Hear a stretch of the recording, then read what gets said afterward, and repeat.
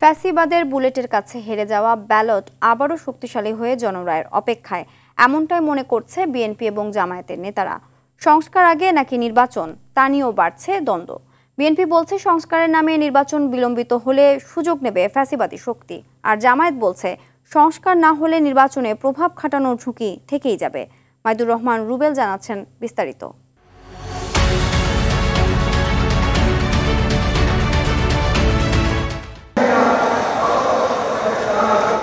জাতীয় নির্বাচন প্রশ্নে এখন অনড় বিএনপি। দেশের অন্যতম শীর্ষ এই দলটি যত দ্রুত সম্ভব নির্বাচন আয়োজনের বিষয়ে সরকারকে তাগাদা দিয়ে যাচ্ছে বারবার। সময় নিয়ে গড়িমসি করলেও শেষে সরকারও আগামী ডিসেম্বরের মধ্যে সংসদ নির্বাচন হবে এমন আভাস দিয়েছেন। তাই দ্রুত রোডম্যাপ ঘোষণার মাধ্যমে নির্বাচন আদায় করতে সরকারকে কৌশলে চাপে রাখতে চায় দলটি। এরই মধ্যে হয়েছে জাতীয় ঐকমত্য কমিশনের প্রথম সভা। সংস্কার থেকে আমাদের কোনো বাঁচোয়া নেই। বিএনপির তৃণমূলের নেতারা বলছে পুরো জাতি এখন মুখিয়ে আছে একটি সুন্দর নির্বাচনের অপেক্ষায়। জনগণকে ভোট কেন্দ্রে কিভাবে নেওয়া যায় অথবা কি করা যায় বিভিন্ন কর্মসূচির মাধ্যমে তাদের বুঝিয়ে নিয়ে আমরা যাতে করতে পারি, আর এটার জন্য আমরা ইমিডিয়েটলি একটা রোড ম্যাপ চাচ্ছি। পাবলিক কিভাবে করে ভোটটা দিবে না দিবে সবকিছু স্পেসিফিক পেতে নির্বাচন কমিশনের মাধ্যমে আমরা এটা জানতে চাচ্ছি। ভোটের অধিকার নিশ্চিত করে যাকে মানুষ ভোট দিবে সেই যাতে দেশ পরিচালনা করে। চলতি বছরের ডিসেম্বরের নির্বাচন প্রশ্নে আশ্বস্ত হয়েও সরকারকে চাপে রাখতে চায় বিএনপি। সেই লক্ষ্যে সারা দেশে চলছে জনসমর্থন বাড়ানোর সভা সমাবেশ। দলটির স্থায়ী কমিটির এই সদস্য বলেন, নির্বাচন নিয়ে টালবাহানা করলে মাথাচাড়া দেবে অপশক্তি, ঝুঁকিতে পড়তে পারে গণতন্ত্র। যত বেশি সাধারণ নির্বাচন অনুষ্ঠানের জন্য সময় নেবেন তত বেশি ফ্যাসিবাদের দোসররা এখানে অস্থিতিশীলতার সৃষ্টির একটা সুযোগ নেবে। যে সমস্ত সংস্কার আমাদের প্রয়োজন মধ্যমেয়াদী এবং দীর্ঘমেয়াদী, সেটার জন্য একটা নির্বাচিত রাজনৈতিক সরকারই প্রয়োজন। যে আশ্বাস দিয়েছেন যে আমরা ডিসেম্বরের ভিতরে নির্বাচন অনুষ্ঠান করার জন্য সমস্ত কার্যক্রম শুরু করেছি।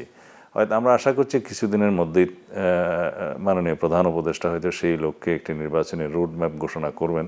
আমরা আলাপ আলোচনায় তাই আমাদের মনে হয়েছে, এবং এই সংস্কার প্রস্তাবগুলো যেগুলো ক্ষমতা আমরা উপনীত হতে পারবো সেই সম্পর্কে আমাদের একটি কমিটমেন্ট থাকবে, প্রতিশ্রুতি থাকবে, অঙ্গীকার থাকবে। আমাদের নির্বাচনী ম্যানিফেস্টোতে সেটার রিফ্লেকশন হবে, প্রতিফলন হবে। তখন জাতির সামনে আমরা ওয়াদাবদ্ধ থাকবো, প্রতিশ্রুতিবদ্ধ থাকবো। যারাই রাষ্ট্র ক্ষমতায় পরবর্তীতে আসে তাদের মধ্যে একটা কম্পালশন, বাধ্যবাধকতার সৃষ্টি হবে সেগুলো বাস্তবায়নের জন্য। আর জনগণের মধ্যে যখন ঐক্য সৃষ্টি হয় তখন সেগুলো বাস্তবায়ন করা খুবই সুবিধা হয়। জামায়াতে ইসলামীর সেক্রেটারি জেনারেল বলেন, নির্বাচনের প্রস্তুতি নিচ্ছেন তার দল। নির্বাচনের আগে প্রয়োজনীয় সংস্কার না হলে সংকট কাটবে না বলেও শঙ্কা তার। শঙ্কা নিশ্চয়ই আছে, কারণ নির্বাচনের যে কালো টাকা, পেশি শক্তি, অপশক্তি, ফ্যাসিস্ট যারা এই 14-15 বছরে 3টা নির্বাচনে ডামি ইলেকশন ইঞ্জিনিয়ারিং যা করেছে, চলে গেলেও সেই চরিত্রের লোক কিন্তু বাংলাদেশে বিদ্যমান, সব তো দেশ ছেড়ে যায়নি। সেই চরিত্র, সেই স্বভাবগত, সেই মজ্জাগত চিন্তার লোকরাও কিন্তু বিভিন্ন জায়গায় ঘাপটি মেরে আছে। তো বলা তো যায় না কারোর কোনো হীন দলীয় স্বার্থে নির্বাচনকে এইভাবে তৈরি করে দিয়ে দেখবে যে না আমাকে এখানে জিততেই হবে। তো ঠিক আছে, আমি বল প্রয়োগ করি, শক্তি প্রয়োগ করি, পুলিশের উপরে হামলে পড়লো, ভোটারদেরকে ভোট কেন্দ্রে যেতে দিল না, কেটে ছিঁড়ে নেবে। এই জন্য ফ্যাসিজম তো একটা চরিত্র, তো সেই চরিত্র তো যে কোনো মানুষের মধ্যে কেউ যদি ধারণ করে তো সেই অপকর্ম সেও করতে পারে।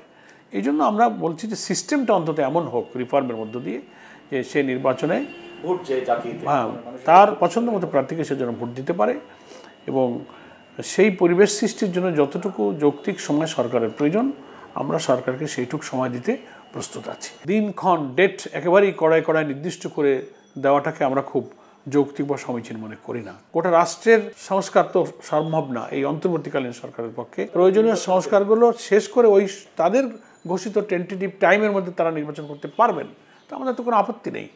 আমরা কথা হচ্ছে যে 2 মাস আগে হলো কি পরে হলো, that is not important. Important হচ্ছে ইলেকশনটা ফেয়ার হচ্ছে কিনা। নির্বাচনী লড়াইয়ে নানা সমীকরণ আর ভোটের রসায়ন বুঝে শক্তিশালী দল হিসেবে জামায়াত প্রতিদ্বন্দ্বিতা করতে চায় বলেও জানান দলটির এই নেতা। বিজয়ের সম্ভাবনা কত, সেখানে সংগঠনের গণভিত্তি কেমন, জনমত কেমন, এটার একটা সার্ভে আমাদের ইন্টারনালি হয়। মাইদুর রহমান রুবেল, RTV, ঢাকা।